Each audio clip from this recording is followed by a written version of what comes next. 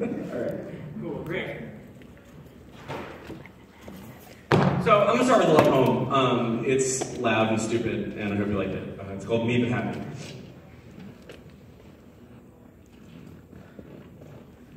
I would like to thank you, personally, for always making me feel cooler than a wolf wearing sunglasses. When I'm around you, it's like I'm full of electricity, but in a fun, non-lethal way that's possibly giving me a boner. I want to thank you for making all the love songs mean something again. Now when Ed is but something.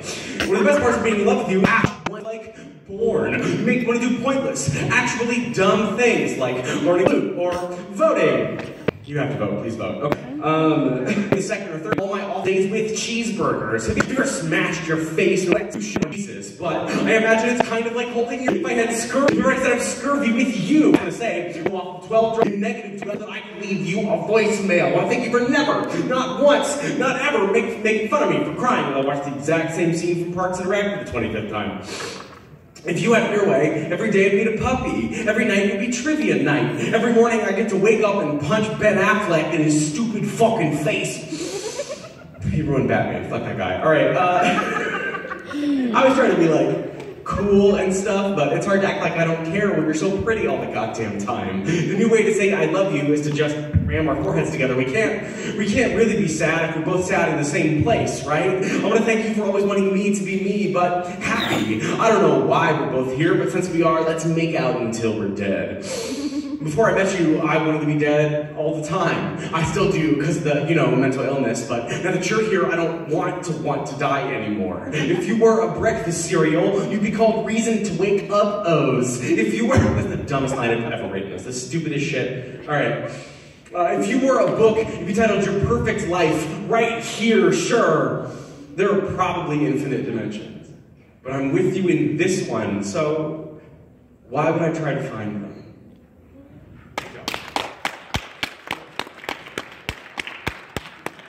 Thank you. I recently tried to perform that poem at like a conference. Like it was a conference for educators about mental health and about dealing with mental health in your students, which is really excellent. But the problem was that it was a college in Fond du Lac, Wisconsin, which is a place, and a lot of people in the audience were just, older educators, and so a lot of people with gray hair. And I did that poem. And there's a line like, I've never made out with Jesus, but it was like silence. Like, everybody was just like, no sacrilege here. So really ruined the set right out of the gate. But I'm here, let's do this. All right. Cool, man. Okay, so I'm gonna talk about a place that's really terrible. It's the worst town in America. It's called Rockford, Illinois. And it's a garbage place full of garbage people, and you should never go there. What's that? I'm from there. Are you from there? Okay, well, I was gonna say, like, if you're from there, you're probably a bad person. Like, actually, one time I was in, where the hell was I? Lincoln, Nebraska? I don't know. And somebody in the front row was like, my grandma's from Rockford. I'm like, sorry, your grandma sucks, dude. Like, anyway, Rockford's actually fine. I'm just being a jerk. Full disclosure, like, I tried to date somebody who was from Rockford, and I screwed it up horribly by making a bunch of terrible decisions. So instead of getting mad at myself, I just took all of that anger and put it onto the place. So this is a poem about how Rockford sucks, but mostly about how I suck. It's called Ballad of the Bruised Lung. Many things happen in your life that shouldn't. The black spot that grew into cancer, the subcompact that just could not wait to meet you. Maybe things do happen for a reason, but that reason is stupid. Maybe your brother fell out of a window only because he's an asshole. I love you, but I can't keep letting you show up where I am. Remind me of what I said to you all those times I was drunk that one time. Most of them were just hurtful nonsense, but I am proud of, you are like a comic! Every so often you come around to fuck up my shit! Which is the real thing I said that I'm not sorry for. Alright, home turn now, get serious, okay. In a perfect world, all the towns in Illinois would be named Blood, so I could no longer pick out yours on a map. When you're dumb enough for long enough, you're gonna meet someone too smart to love you. And they're gonna love you anyway. And it's gonna go so poorly. It must be odd for our mutual friends who like me more, but think you were right. To say I hate you would imply a world in which I kissed more than your stomach. Look, we've established that I'm a jerk, so let me say this. I'm a flat tire and you are a pothole full of lug nuts. I'm a pile of bricks and you are holding a sledgehammer, which is to say, I would not exist without you.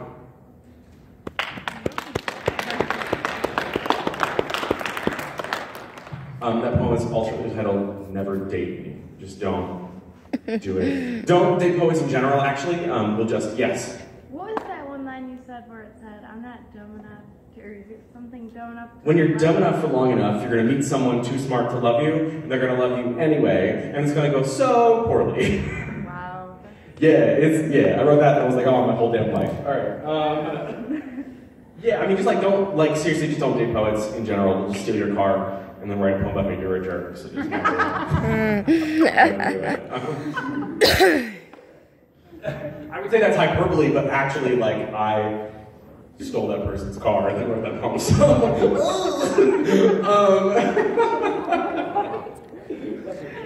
all right. I've totally derailed myself. Okay, where am I now? What am I doing next? That's what's up. Oh, no, fuck it. So I'm gonna do a couple sad poems now.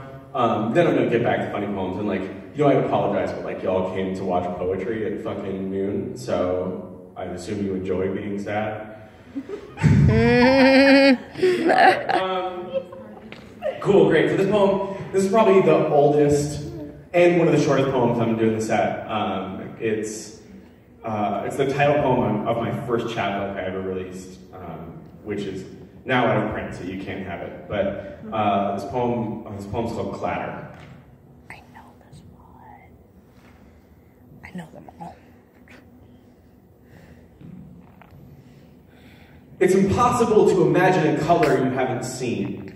I can't call my mother because she makes me panic. When I say I'm crying, what I really mean is that I want to cry, but can't. Instead of dying, the jellyfish simply ceases to move. Glass moves like any other liquid, but slower. Sex is a way of communicating with your body, like self-harm or sign language. I complete 5 crosswords a day because it stops the panic. Trucks are downshipping on Main Street. Most of what I do to stop the panic and requirements outside my head because they all seem so far away. Hair is partially composed of cyanide. Napalm is just gasoline and plastic. I am just carbon and bad timing. If I were someone else, I think I'd still be mentally ill. It's impossible to imagine a color you haven't seen.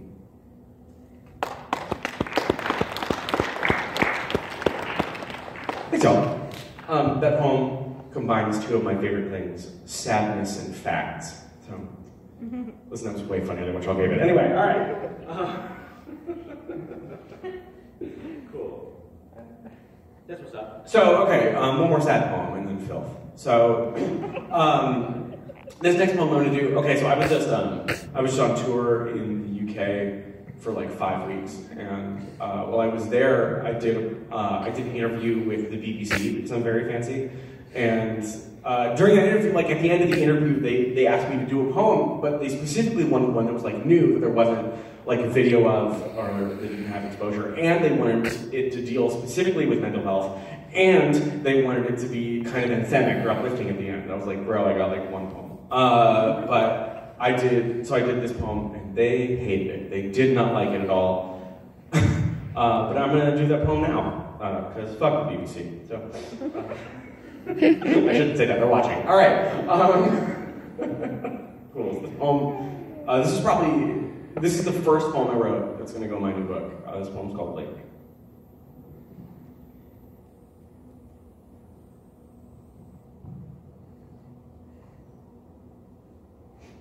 There's a fire somewhere downriver. Just a thin arm of gray reaching out from the river flats. I call it a smoke signal if I were the kind of white person who said that kind of shit. The Lake Street Bridge always gives me vertigo. Water probably isn't that far away. You can sort of see the expressions of the people on the boats below you. If you dropped a rock onto the sand, it would make too deep a hole again.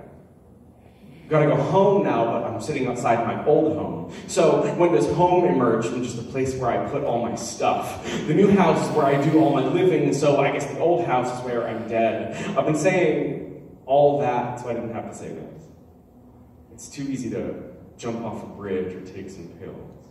No, actually, you gotta walk to the bridge so no one tows your mom's car. You gotta buy or steal the pills. Mostly, it's too easy to go without saying goodbye. Yes, there is a place where someone loves you both before and after they learn what you are. That place is called the world, and if you want to live, it's really the only option. You could choose not to, but then where would you get really great sandwiches? Or listen to Springsteen with the windows down. When you want to cry, you'll have to just not. Yes, people will miss you, but if you've wanted to kill yourself for a while, you've heard that too much, and it no longer means anything. Goodbye isn't a strong enough word, but fuck off forever isn't always what I mean. Listen, if I joke about wanting to kill myself, that means I don't want to do it. Start worrying when I only talk about brunch and dog breeds. Start worrying whenever you want, really. I'm not your boss. I don't know why I asked my phone how to get home from here, but I guess it's nice when someone else agrees with me. The GPS says it'll take 3 minutes. Home is where I most comfortably have my panic attacks. When I get home, I get to stay there. I get to sleep, then I get to, if I want to, do this all again.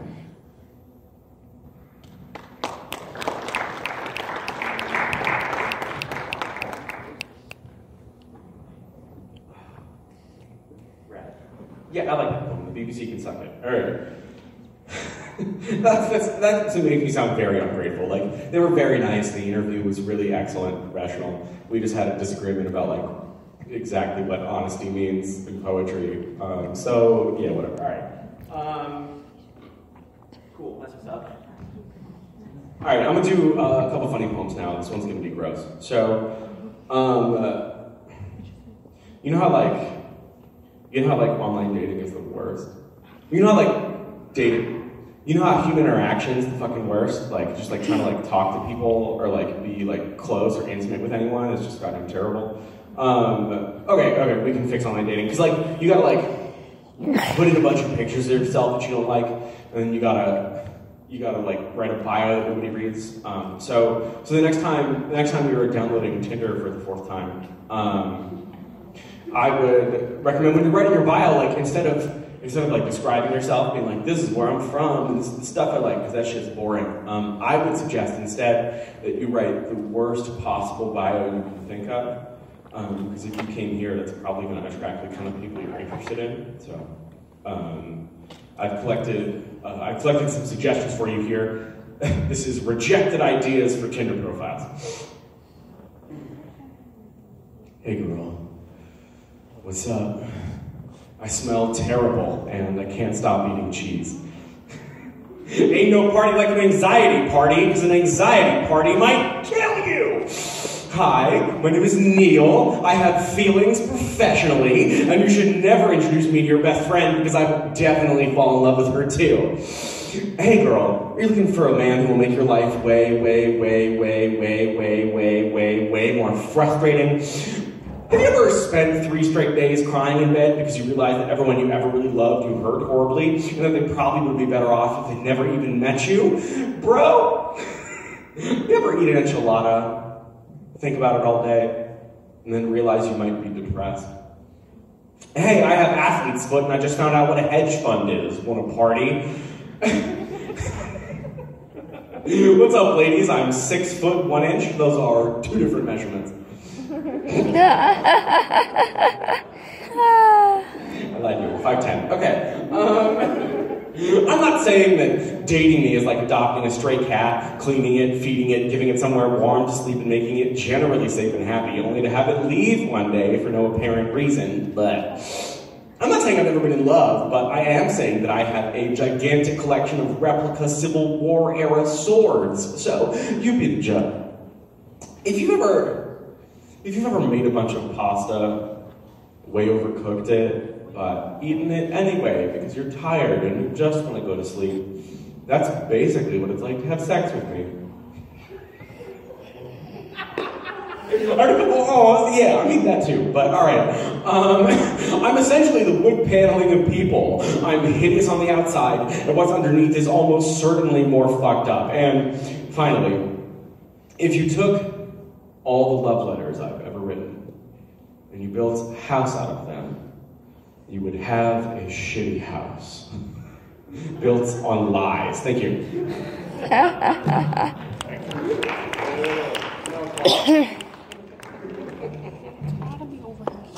Never Date Me Part 2. Seriously, man. So for the brief time that I had at Tinder, I used the enchilada one as my bio, and it worked really well. Like not for like doing it, but for getting Mexican food, it was pretty pretty good. Like people would message me, they'd be like, "I'm also sad. Would you like to get burritos?" I'm like, for sure. So we'd get lunch at 2:30 p.m. because I'm a garbage person, and then afterwards they'd be like, "Do you want to make out?" I'm like, "No." Just because, trying to be close with somebody, why would you ever? All right. Cool. One more funny poem, and then sadness. So this poem, this is a short poem, but it's got a story before it. So, for the past 10 years, I've lived in St. Paul, Minnesota, and it's so cold. It's so cold.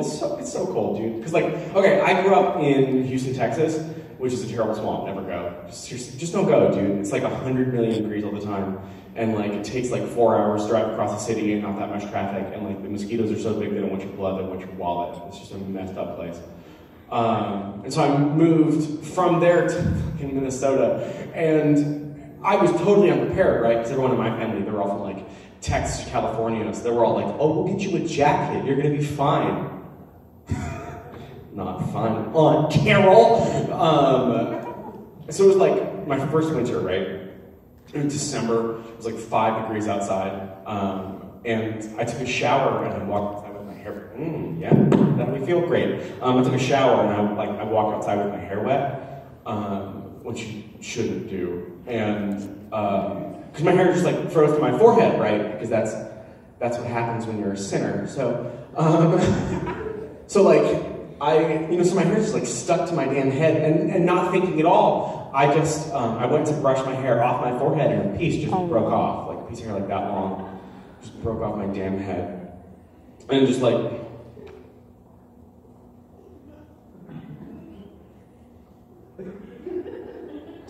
was late to class, people were walking by me, and I was like, "Do you see this? Did you know this could happen?" So I called my mom. And I was just like, "Mom, what the hell? Why did you send me here to die, Mom?" Then she hung up on me, I don't know.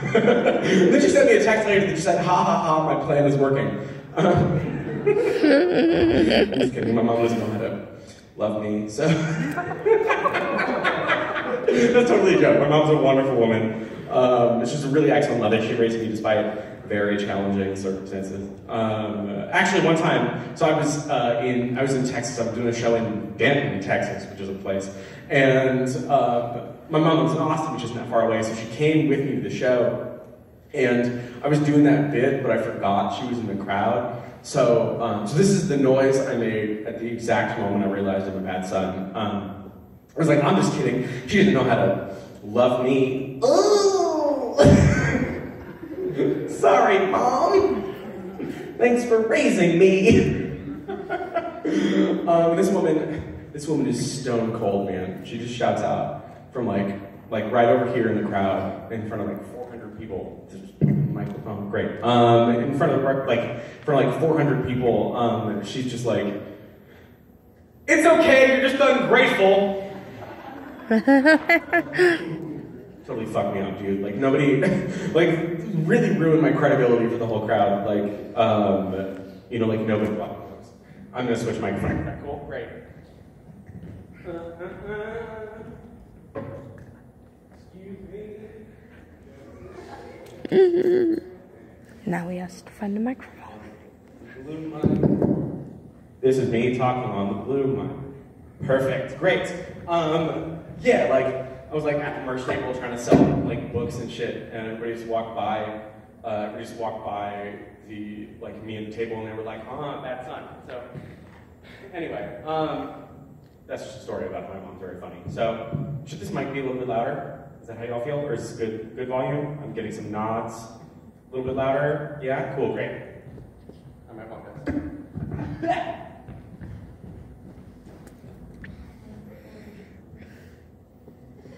I'm going to continue talking to the microphone. Cool, that's about the same amount of echo I had. Y'all feel good about this? Feeling good? Great. Fuck yeah. I went to college, so, alright. So anyway, a couple of weeks after the hair incident, right? Some friends of mine decided that it would be really funny to take me ice skating.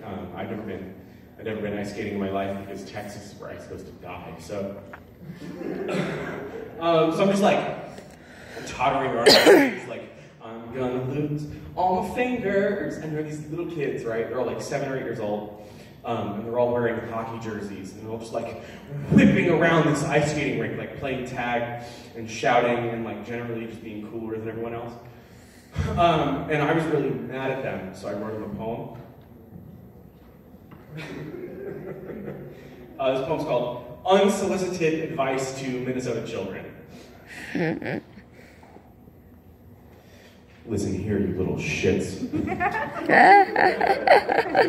You are growing up in one of the most beautiful places on earth. Everything here is all decked out elk and the imperial majesty of winter, and you, ingrate children of the snow, spend all your time in classes learning about things that will teach you nothing about ice skating on the bones of your enemies, or lighting moose on fire, or felling fir trees the beaver way, or how to make friends in a blizzard with a shovel. What I'm saying is, it's beautiful as a mushroom cloud out there, and by the time your grandchildren can enjoy it, it's all going to be a tepid ocean anyway. So whatever you do, put some of it inside your head before it's gone. It's all yours, you little bastards.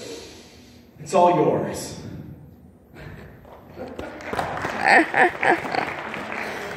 I told you, long story short poem. That I love that poem because I got to start a piece about climate change with the phrase, "Listen here, you little shits." So this is a pretty cool job. You should try it sometime. All right. Cool, man. That's what's up. So I'm gonna do some sad poems now. And apologize, but again, poetry at noon. So this poem, you might have seen this poem before. You might recognize it.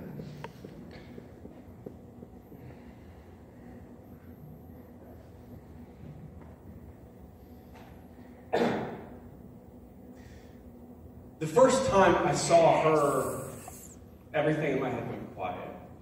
All the tics, all the constantly refreshing images just disappeared.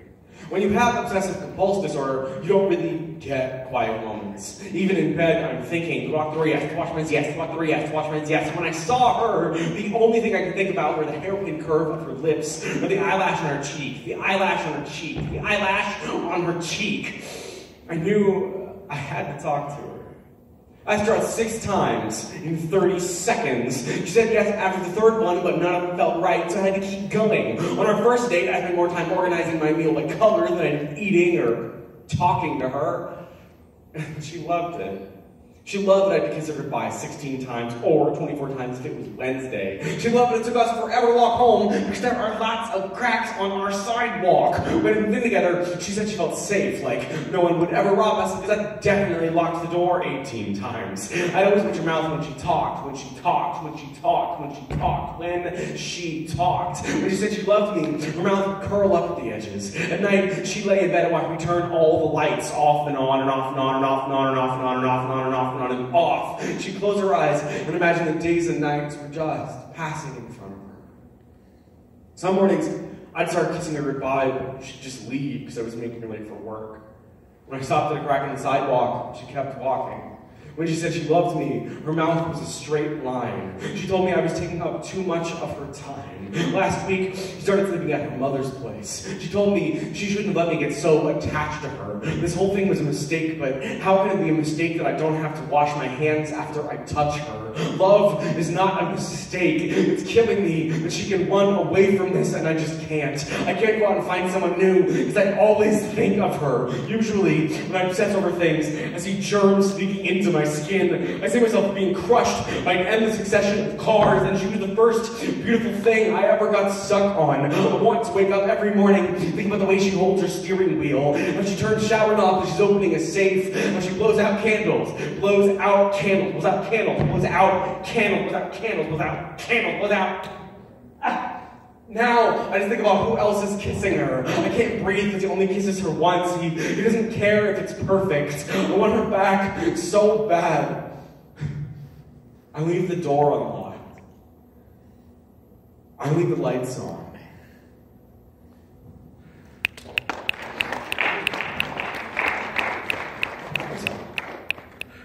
Yeah, you might recognize that poem from the internet. I think it went up really because it had a bearded dude and sad. Which incidentally is also the title of my autobiography. So, alright, cool, man. That's what's up. Sorry, I have a lot of brain damage. That's how you quantify brain damage, is in a lot. And like, I just like, if you were thinking about getting a bunch of major concussions, like maybe you don't do it. Maybe you just don't get hit in the head a whole shitload.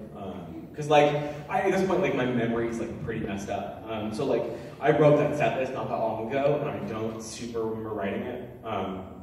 So it's kind of like past Neil is telling me what poems to do. That guy's an idiot, you know. So anyway, so if you see me looking at my set list and being like, oh, that's interesting, or like, no, that's because, again, being reminded. So yeah, he was writing about this poem.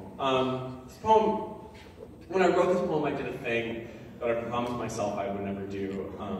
I wrote a poem about sports, which is weird, 'cause, like, I know like what I look like, and I'm aware that like hipster douchebags like me are like not supposed to like sports. But I secretly really love growy shit, you know. I kind of really enjoy Bud Light Lime and making fun of nerds. So.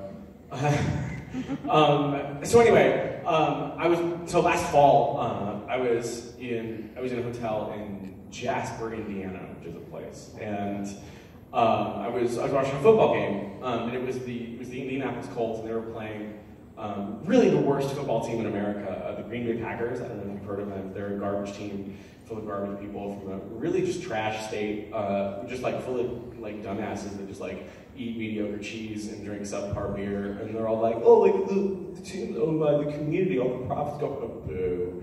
Anyway, so I was watching this Packers game, and they were losing, and it was delicious. And, because like, okay, their quarterback, Aaron Rodgers, right, is like one of the best quarterbacks to really ever play football, and it's like totally infuriating. But this game, he was just playing like trash. He was like really, really terrible.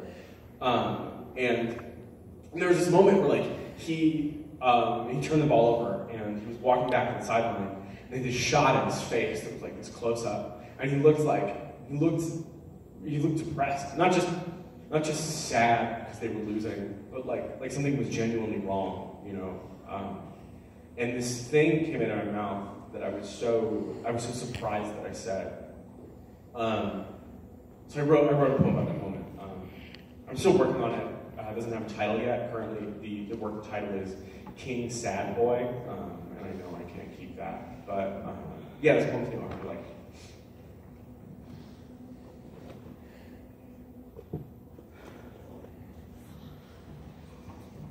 Aaron Rodgers is on the field in Green Bay, and tonight he is terrible.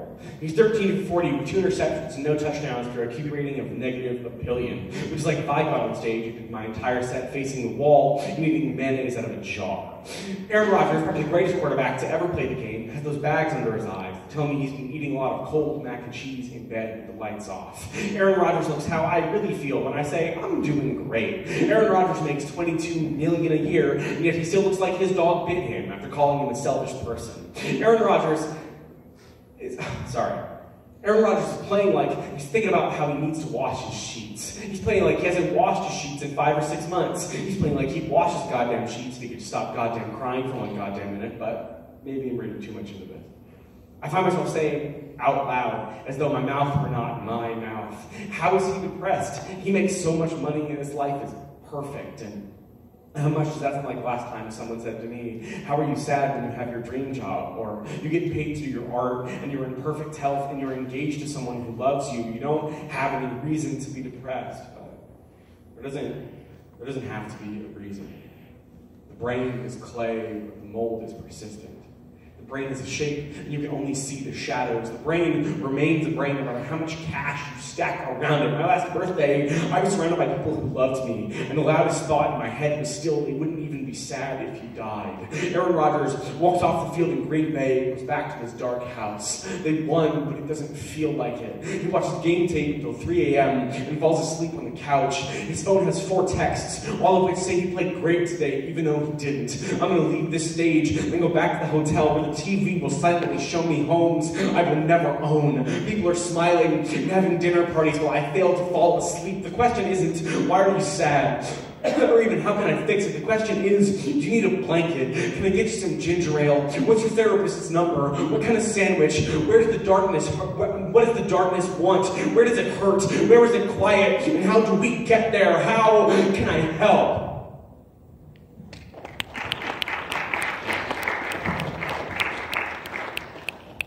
Thanks, y'all. So there are 2 things I want you to take from that poem. The first is that it's so important to support the people around you that are going through mental health issues. Like, the most important thing anyone's ever done for my life, aside from therapy, which we'll talk more about in a second, but it's just like, the couple people around me that I really love and trust. It's, they can just kind of tell when I'm losing it, and so they're like, hey, Neil, you're clearly dying.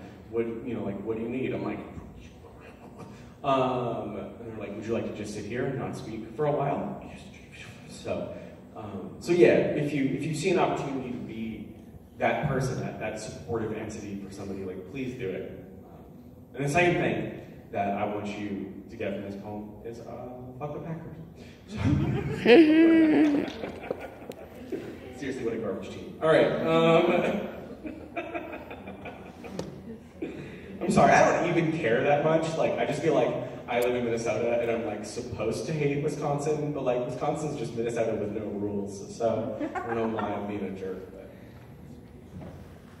All right. Cool. So this next poem, I was inspired to write it by one of my favorite poets in the whole world, who's also editing my new book, which is